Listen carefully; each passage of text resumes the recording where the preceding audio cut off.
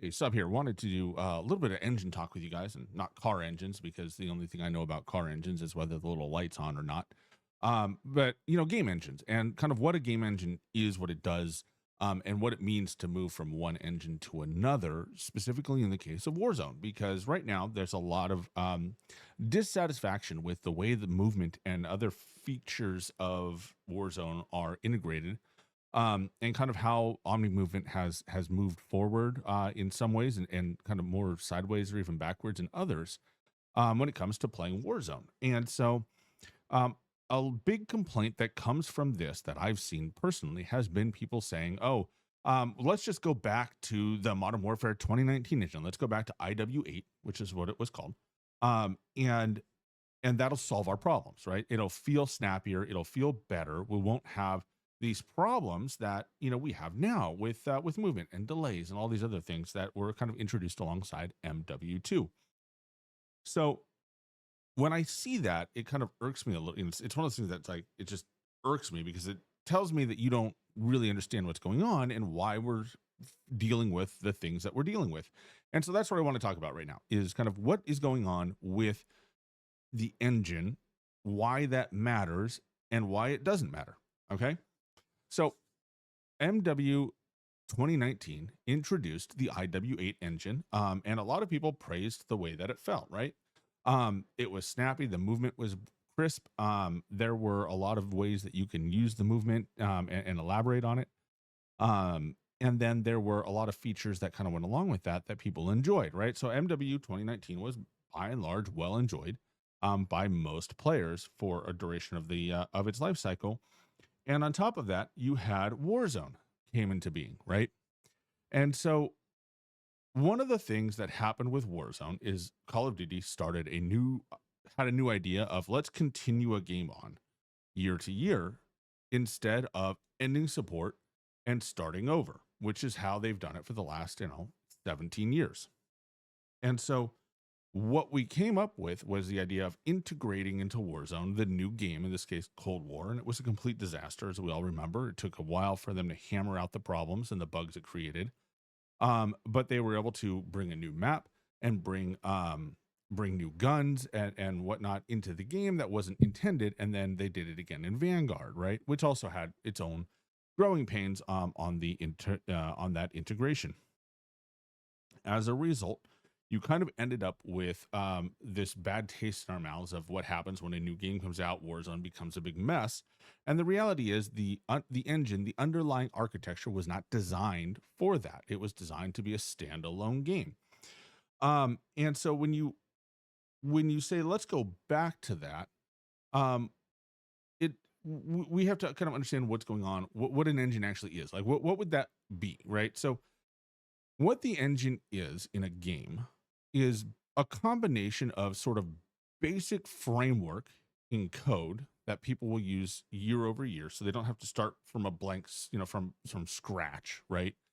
And it's also a collection of tools, right? What tools do you have available? What components are incorporated into that engine that you can take advantage of, right? Everything from graphics rendering and DLSS support, um, to the texture, how textures and lighting works and the sound and all of that stuff. And then what happens is the development studios go in and they take those tools and they'll add new stuff to it and built it for their game, but they'll adjust all of those things, right? And they'll make it fit the game that they want, right? And so Call of Duty has had lots of engines over the years. I know Black Ops was a separate engine, on its own thing. The Modern Warfare kind of kept iterating on its engine, so you ended up with classic MW3 or classic MW2 and Modern Warfare were on the IW3 engine, and then MW3 I think was on a version of that, the MW5 engine, but I know Advanced Warfare had its own brand new engine that really had no connection to anything else. And so there was some stuff built on that. There were other companies that kind of mishmashed and combined parts from different engines. So it's a big mess of spaghetti. And a lot of times what happens is a lot of that old code carries along. So even though those games don't all feel like the same game, like they're part of the same game, they are, right? They're all connected through the engine because the engine isn't, it's not like they start with a blank piece of paper, usually, with the exception of Advanced Warfare. They actually tend to kind of take what they had before, rip out, delete the stuff they don't like, and rebuild that, right? But working off of an engine as a base start, it helps development along, right? It makes it so you don't have to build everything from scratch. If you have stuff that works well, you use what works well. And if there's things that you want to change, well, then you change it. Okay. So with MW2 in 2022, we launched a new engine, the IW9 engine. Okay. And a lot of people kind of go to this engine change idea and say, hey, we don't like the way the game feels. We don't like aspects of the game. And therefore, what we should do is actually get rid of the IW9 engine and go back to the IW8 engine. But that's not going to fix anything, right? That doesn't change anything in terms of what you like or don't like. And what it would do is actually make it more difficult to go game to game and keep Warzone running fairly smooth. The problem with the thing that they've done with IW9 is that they designed parts of this to be adaptable, right? And to connect to and integrate with other games going forward. That's why they've been able to move Warzone from MW2 to MW3 and now Black Ops 6, right? It launches within the specter of that game. You don't have to load Modern Warfare 2 and then Warzone, which you had to do before on Warzone 1, right? Anytime you wanted to play Warzone, if you were in Vanguard, you had to close Vanguard and then load MW 2019. And if you wanted to go back to Vanguard or go play Cold War, it had to close MW 2019 and load Vanguard or Cold War. Okay. And that's an engine issue because the IW8 engine was not designed to translate and move between games like that. Okay. And they cobbled it together and it had a lot of problems and a lot of technical issues. And that cropped up with the number of bugs and things that we ran into. That we all experienced that we played when we played Warzone in that era, right? It was, Caldera was a disaster at launch. There were so many glitches and game-breaking bugs in Cold War launch that some of them, like that stim glitch, kept coming back, right? They would constantly, we would see that stuff back again and again and again. And we haven't seen that very much, actually, now that we've moved on to the IW9 engine. Most of the time when they fix a problem, it goes away and stays fixed. It's limited exceptions, but compared to the last engine, to IW8, night and day, okay? So why does it feel like we are not playing, why does it feel like the movement and everything is stuck in this MW2 era versus being able to kind of move forward and play more like the Black Ops 6 experience that we kind of all expected? And it comes down to not a technical issue. It actually comes down to intent.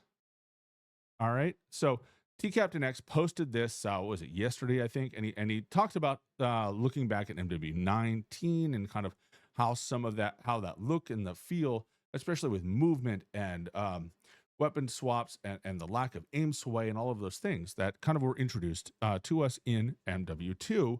And how it just felt better, right? Despite any issues you might have had with it, these elements felt better. It felt smooth and crisp and just a more tight experience in the gameplay.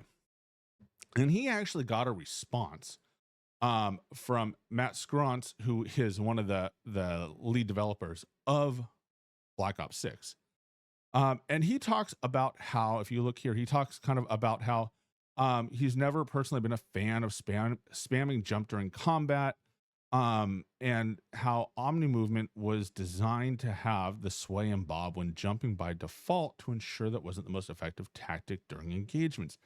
And then they have perks and attachments you can counter for that.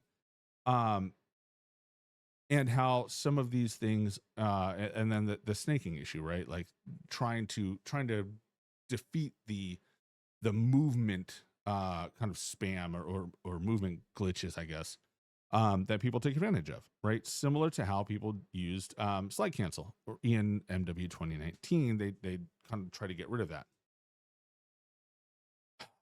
This is the reality of the game that we're playing right now.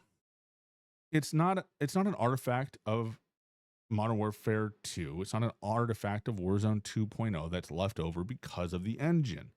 These are deliberate design choices. They intentionally do this to make the gameplay a certain way.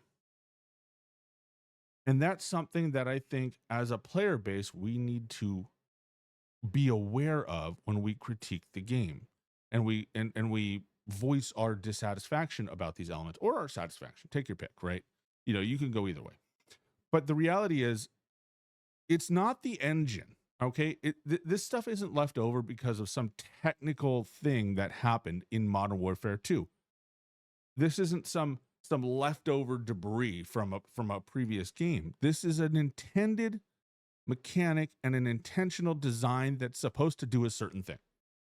Okay, that's what is going on here, and it is not a technical issue, right? They could make this stuff go away in an instant if they wanted to. And the problem is I don't think they want it to go away because they're trying to do something with the game. They're trying to make the game play a certain way, and not everybody is happy with that. Like it or not, agree or not, approve or not, right? These aren't technical limitations. It doesn't play this way because of some something left over, some mechanic left over from MW2 that they can't get rid of. They can change it all if they want to. They can make it play a certain way if they want to. And right now they don't want to. That's the issue. Okay? And we as a player base, if we're going to critique the game, we need to critique the right things about it so that they understand what we see and feel on this and why we are upset or not. Okay? It isn't an engine issue. It isn't a mechanical issue that's going on here that's holding the game back in the minds of a lot of players. It is a design choice. All right? We need to critique the design choices and the reasoning behind them, not complain about coding or engines or things like that. That's not the issue. The engine's working just fine. Okay. We don't have an engine problem.